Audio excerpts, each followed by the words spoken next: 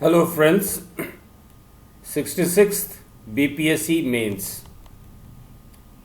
66वां BPSC मुख्य परीक्षा। जैसे कि पहले भी हम लोग डिस्कस कर चुके हैं कि इस साल एयर पोल्यूशन यानी वायु प्रदूषण एक महत्वपूर्ण टॉपिक है।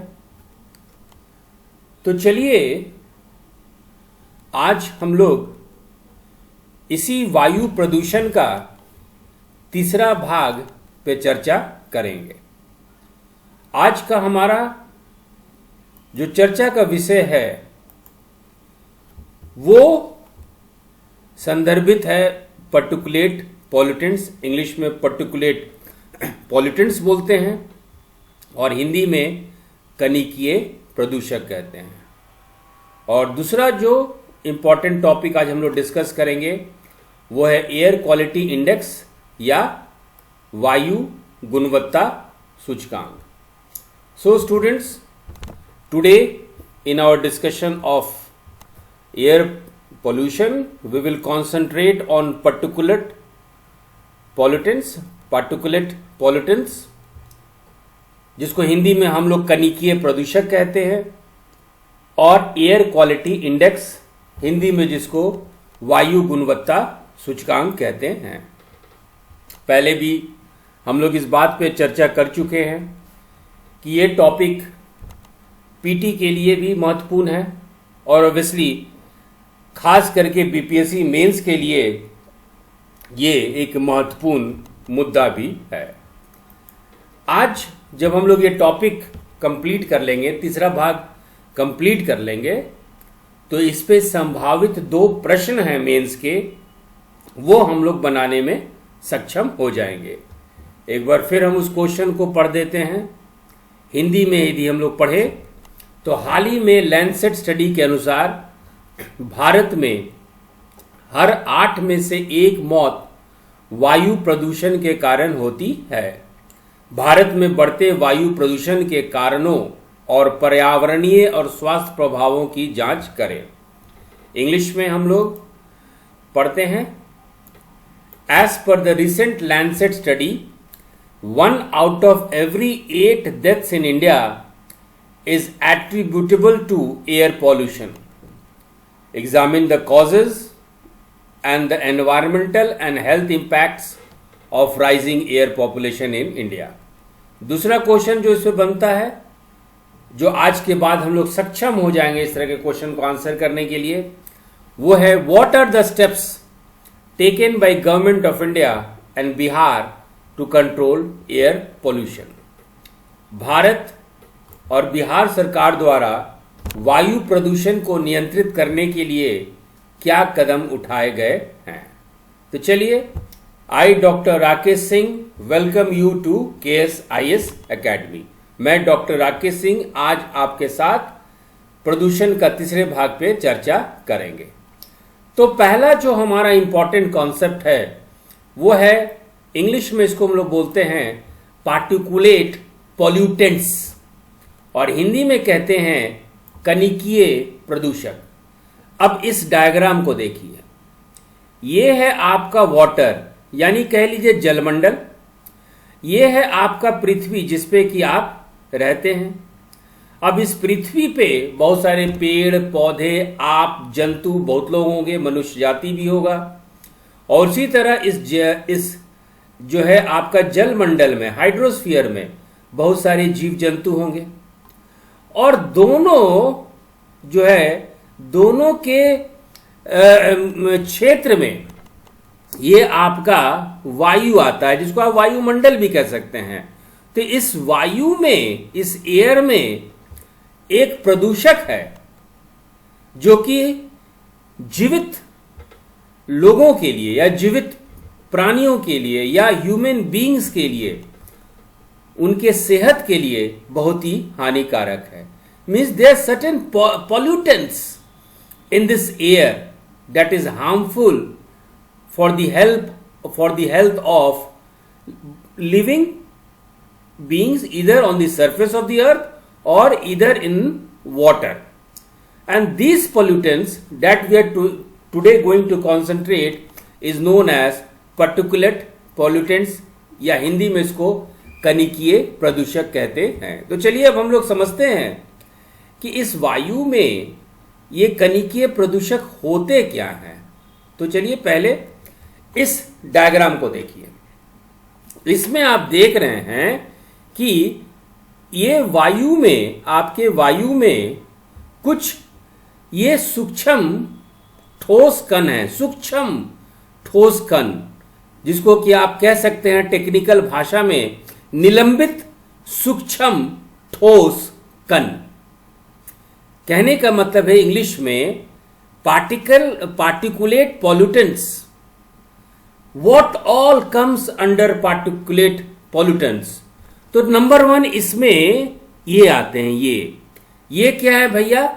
तो they are minute solid particles suspended in air.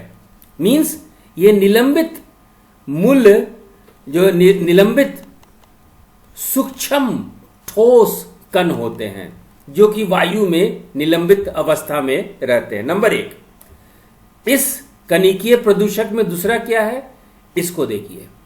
ये क्या है? ये द्रव्य बूंद हैं, द्रव्य बूंद, द्रव से निकला हुआ स्रोत। They are liquid droplets and they are also present in air.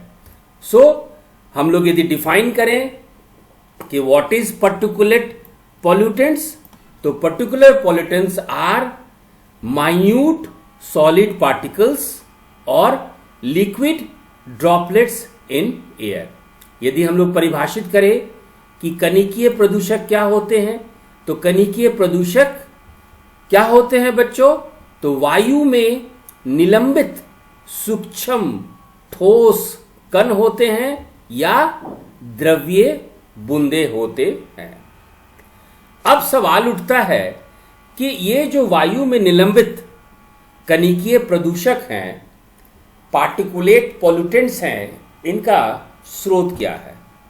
तो पहला स्रोत जो है, मुख्य जो स्रोत है, हम लोग इस पे पहले भी चर्चा कर चुके हैं, वो है आपका व्हीकल एमिशंस। हिंदी में समझें तो मोटर वाहन से जो भी आपका प्रदूषक निकलता है, ये सबसे महत्वपूर्ण स्रोत है कनिकीय प्रदूषक का या पर्टिकुलेट पॉल्यूटेंट्स का। टेक्निकल भाषा में हम लोग को कहना चाहिए कि ये मोटर वाहनों के उत्सर्जन हैं। इंग्लिश में दे आर व्हीकल एमिशंस। और आम भाषा में इसको समझिए कि जो भी आपके मोटर वाहन से जो धुआं निकल रहा है, उसमें से जो कण है, ये कण जो है वायु में आके निलंबित अवस्था में रहता है। दूसरा स्रोत क्या है? तो दूसरा स्रोत है, ये देखिए, आग। और आग से आपका धुआं निकल रहा है, तो ये अग्नि से निकले हुए धूम्र कण हैं, है ना? They are smoke particles from fires. और ये आपके धूल भी हो सकते हैं, उद्योग से जो धूल निकलता है, राख निकलता है, ये सारा स्रोत होता है पर्टिकुलेट पॉल्यूटेंट्स का, ये कनिकीय प्रदूषक का। अब हम लोग बात करते हैं कि ये जो पर्टिकुलेट्स पॉल्यूटेंट्स है या पर्टिकुलेट्स हैं या कनिकीय प्रदूषक हैं, इनको हम लोग 2 भाग में बांट सकते हैं। पहला भाग है आपका, जिसको कि इंग्लिश में हम लोग वायबल पर्टिकुलेट्स कहते हैं, और हिंदी में इसको कहते हैं जीवित कनिका, यानी जो जीव है। और दूसरा जो है नॉन वायबल पर्टिकुलेट्स है, जिसको कि हम लोग सिंपल कनिका कह सकते हैं। कहने का मतलब ये निर्जीव हैं। तो particulates are of 2 types. One is viable particulates and the other is non-viable particulates. Kanika 2 प्रकार के होते हैं। एक होता है जीवित कनिका और दूसरा होता है निर्जीव, जिसको कि सिर्फ हम लोग कनिका कहते हैं।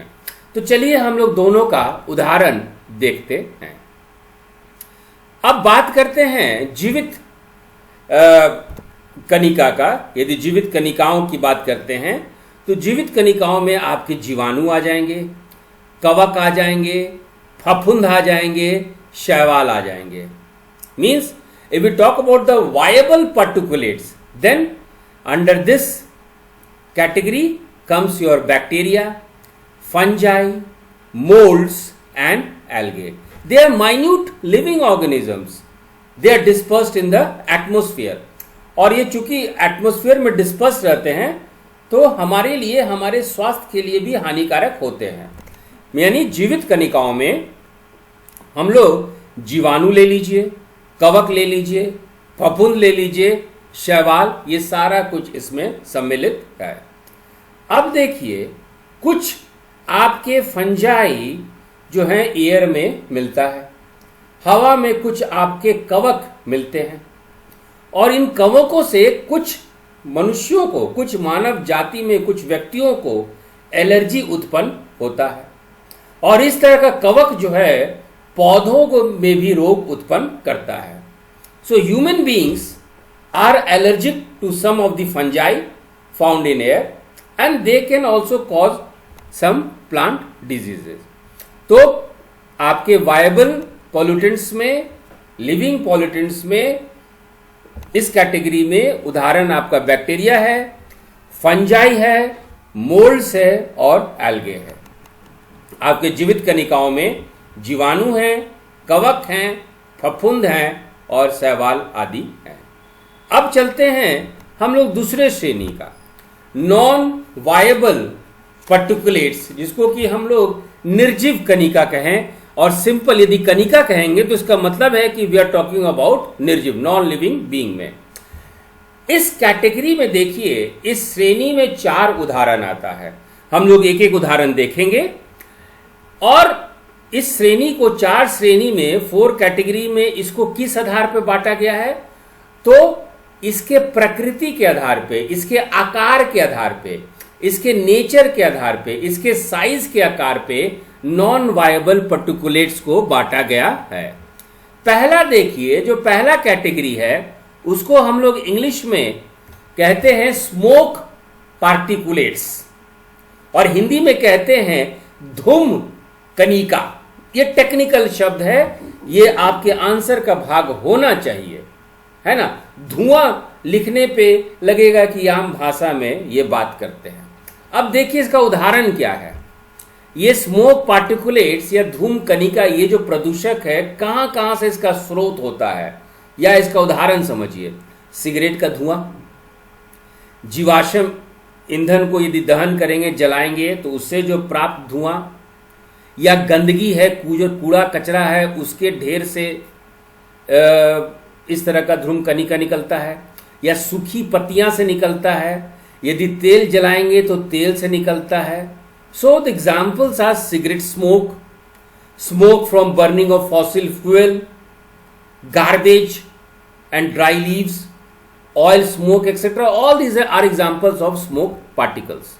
लेकिन ये है क्या? ये है क्या? ये सब तो स्रोत हो गया, लेकिन ये है क्या?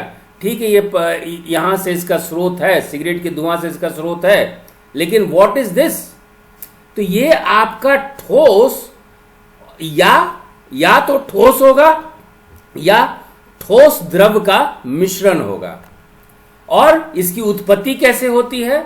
ये कोई भी कार्बनिक द्रव का दहन करेंगे तो कार्बनिक द्रव के दहन से इस तरह का ठोस या ठोस द्रव कण उत्पन्न होता है, और ये ठोस या ठोस द्रव कण आपके वायु में जाके निलंबित हो जाते हैं। Means what are these? They are either solid और they are mixture of solid and liquid particles. How they are found? How they are formed? They are formed during combustion of organic matter, and during combustion of organic matter these particles they remain suspended in the air.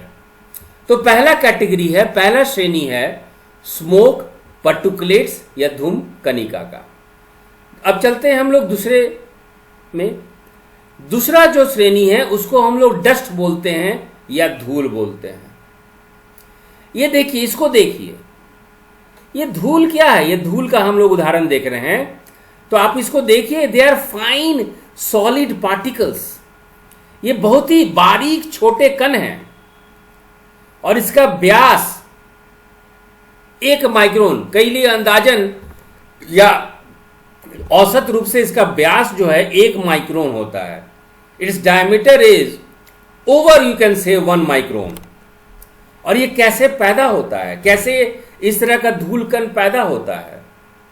तो sand blast जो होता है उससे जो आपका बालू निकलता है ना, ब्लास्ट से प्राप्त बालू, या ये यदि आप देखेंगे जब लकड़ी का काम होता है, जो बढ़ई मिस्त्री लकड़ी का काम करते हैं, तो उससे जो लकड़ी का बुरादा निकलता है ये स्रोत हो जाता है ना।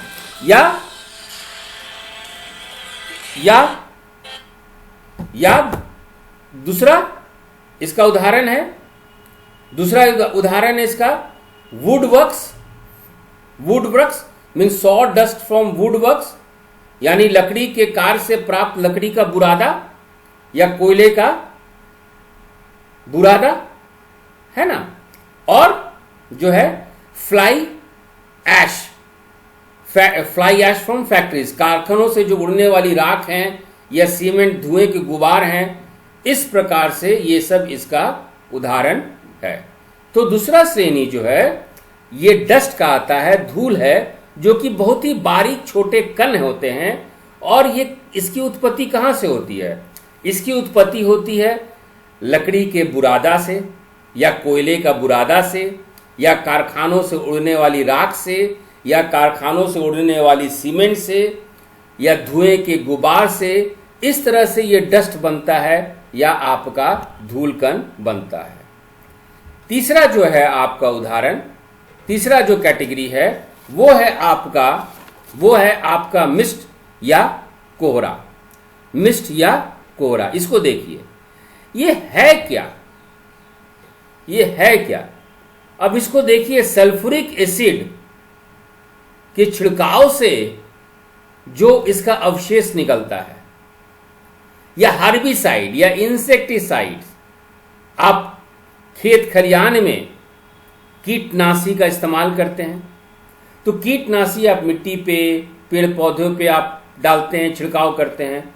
लेकिन बहुत सारा छिड़काव जो है पेड़ पौधे पे ना होके, ये आपका जो है पेड़ पौधे पे ना होके ये आपका कहीं और जो है चला जाता है, निलंबित हो जाता है।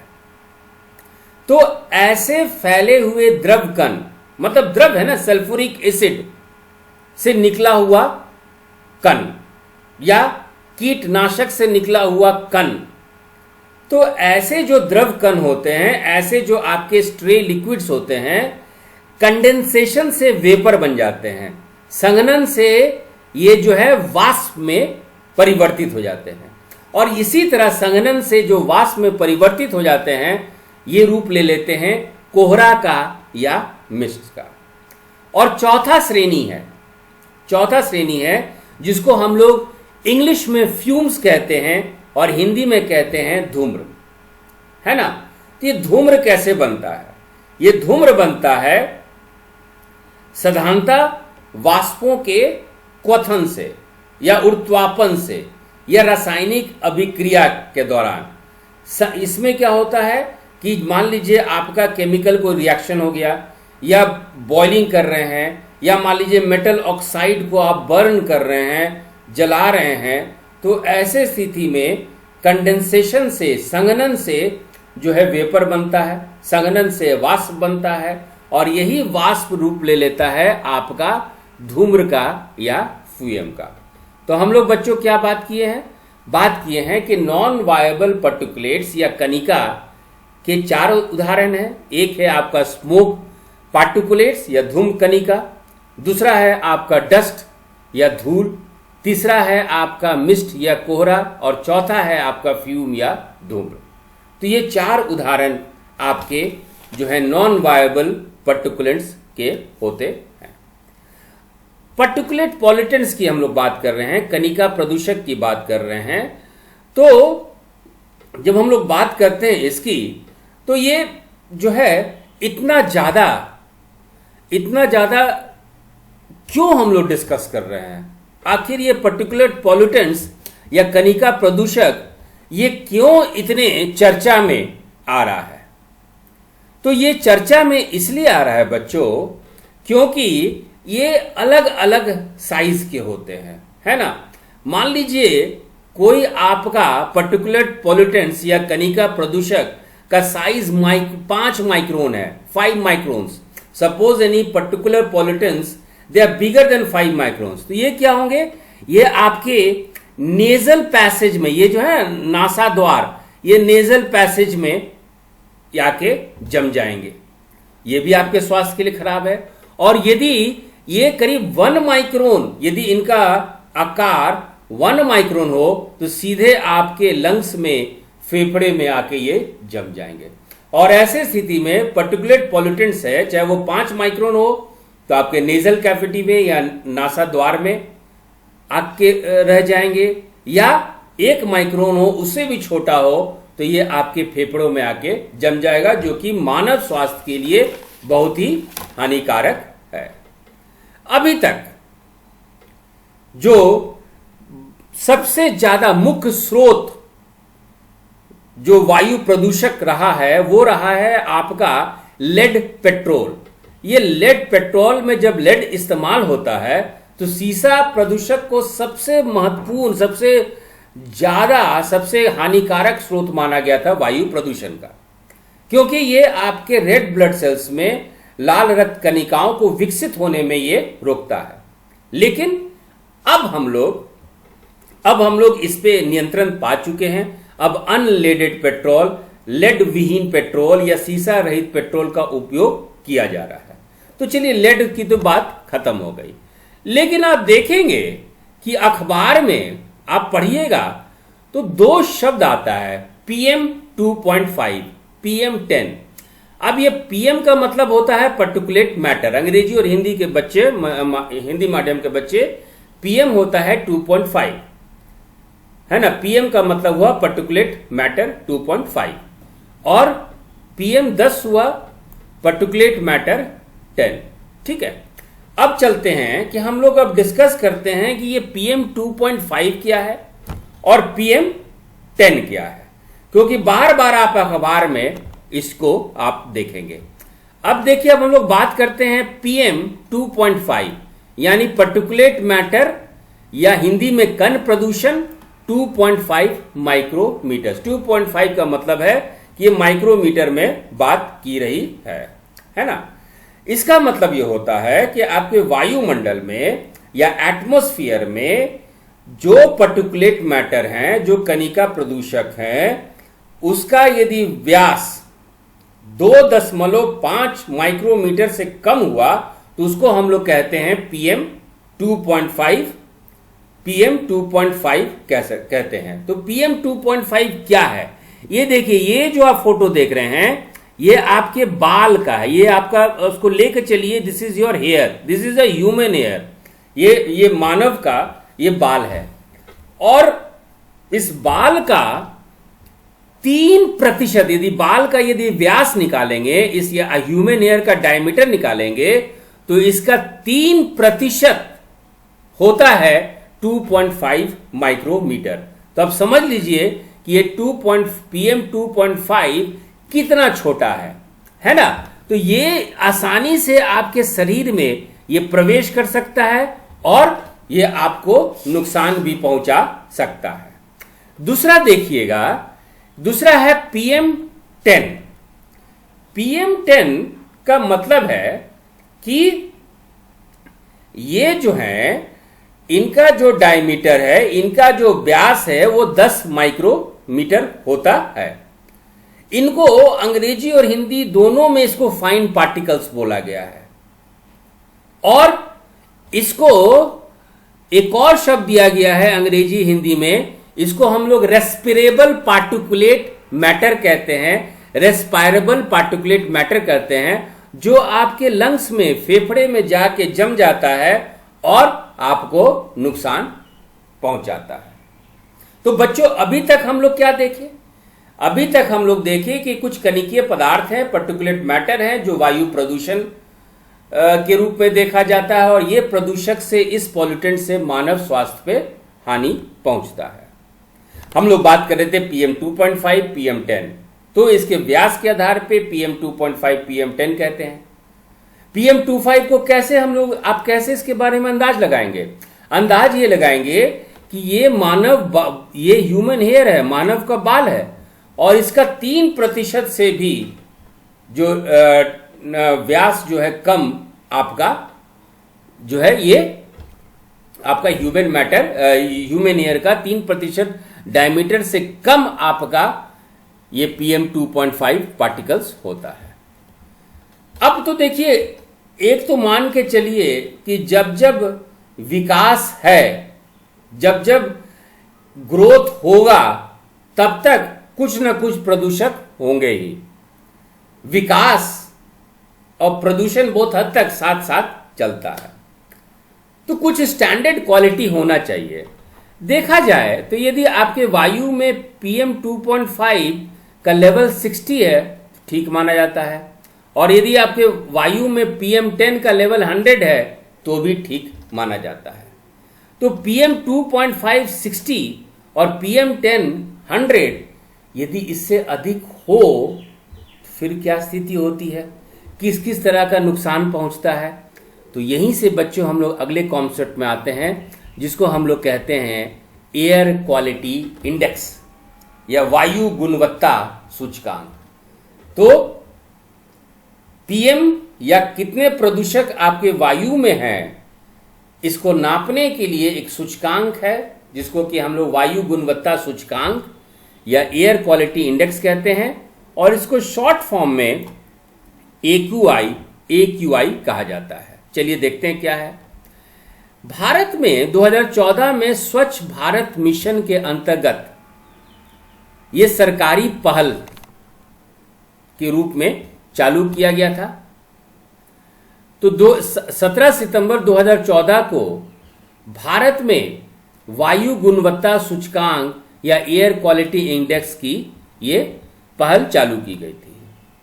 इस सूचकांक से क्या फायदा है?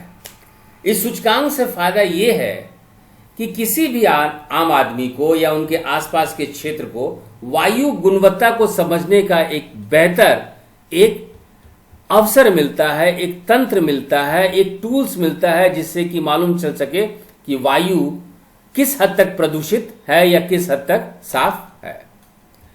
इसमें क्या होता है कि वायु, जैसे हम लोग बात किए थे PM 2.5 60 लेवल, तो एक एक नंबर दिया जाता है, एक श्रेणी दिया जाता है, और हर एक नंबर के साथ एक रंग होता है, कलर कोड में रहता है ना। बहुत ज्यादा है तो उसका एक अलग रंग है, बहुत ज्यादा तीव्र है तो उसका अलग रंग है, सेटिस्फैक्ट्री है, संतोषजनक है तो उसका अलग रंग है।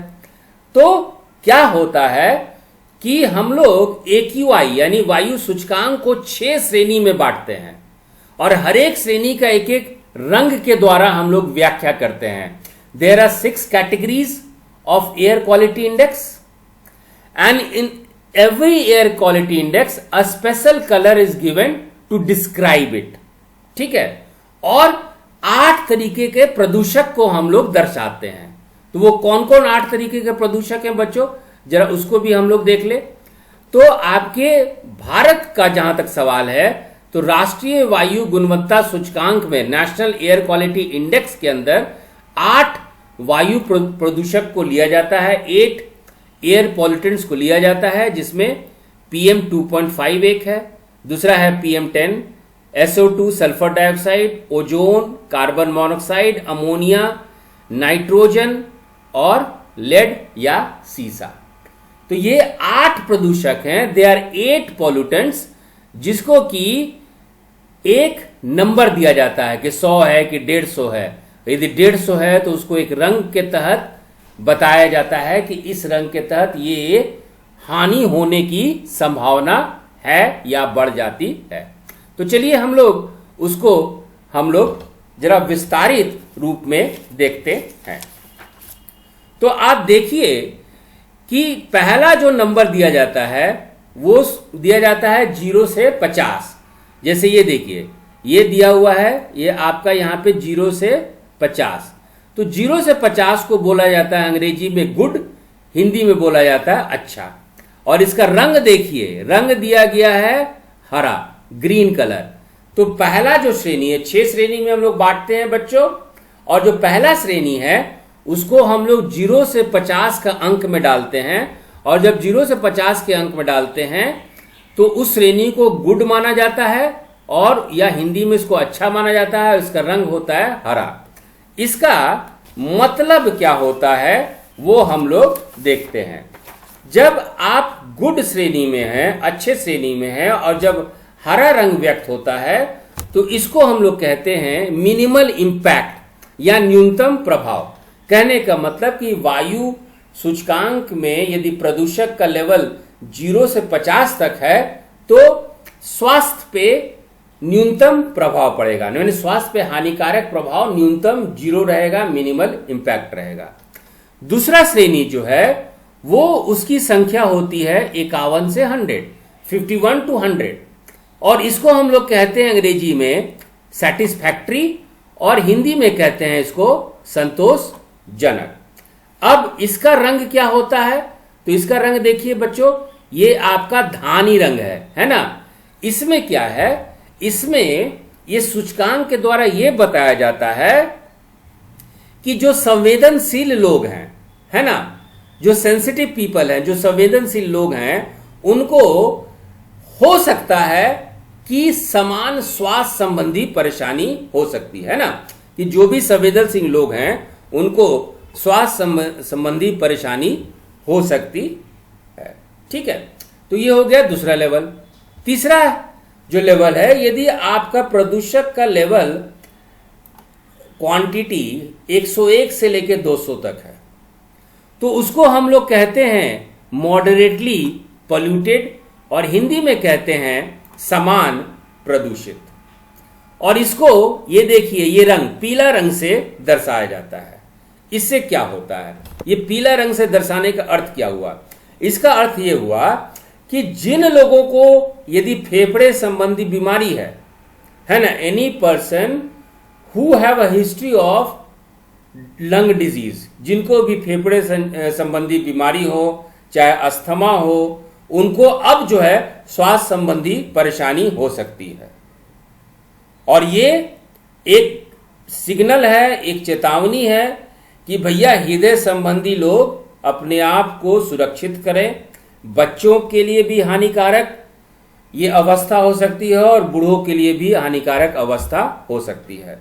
तो तीसरा है मॉडरेटली पोल्यूटेड, समान प्रदूषित, जिसको कि पीला रंग से हम लोग दर्शाते हैं, और ये आपका सिग्नल है कि आगे क्या परेशानी होने वाला है। चौथा जो श्रेणी है उसको यदि आपका संख्या AQI इंडेक्स यदि 201 से लेके 300 के बीच में होगा, चौथा जो इंडेक्स है ये 201 से लेके 300 के बीच में होगा, है ना, तो ऐसे स्थिति में इसको हम लोग पुअर कहते हैं या खराब कहते हैं। ठीक है, इसको हम लोग नारंगी रंग से, ऑरेंज कलर से डिनोट करते हैं, संबोधित करते हैं, है ना।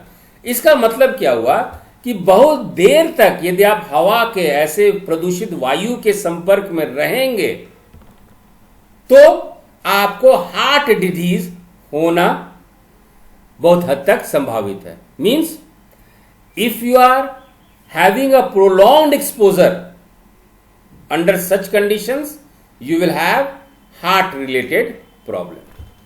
पांचवा जो कैटेगरी है उसको हम लोग, उसका इंडेक्स जो है संख्या 301 से लेके 400 दिया जाता है, और इसको हम लोग अंग्रेजी में वेरी पुअर कहते हैं और हिंदी में अति खराब कहते हैं।